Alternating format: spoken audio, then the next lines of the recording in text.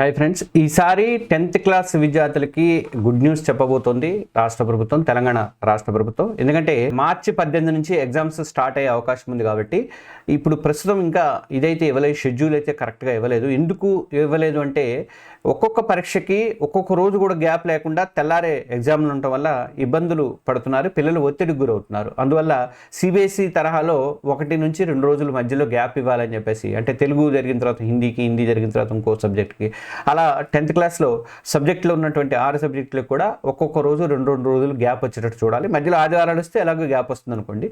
కానీ ఒక్కొక్క రోజు లేకుండా ఎమ్మటెమ్మటే తెల్లారే ఉండడం వల్ల కొంచెం ఇబ్బంది పడుతున్నారు, పిల్లలు ఒత్తిడికి గురవుతున్నారు అని చెప్పేసి ఆలోచిస్తున్నారు. అదే సిబిఎస్ఈలో అయితే ఒక్కో రోజు కొన్నిటికి 4 రోజులు, 5 రోజులు, వారం రోజులు కూడా ఉంటాయి. అంటే ఆప్షనల్ సబ్జెక్ట్స్ ఉంటాయి కాబట్టి అలా గ్యాప్ అనేది వస్తుంది. అంత గ్యాప్ కాకుండా ఒక రోజు 2 రోజు అట్లా గ్యాప్ ఇవ్వాలని చెప్పేసి అయితే భావిస్తున్నారు.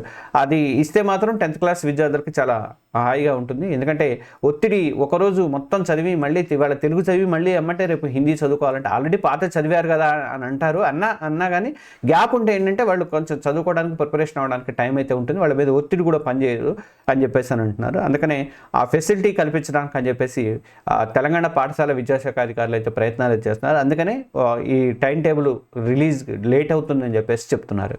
అది జరిగితే మాత్రం మీ అందరికీ శుభవార్త అనుకోవాలి. Thank you.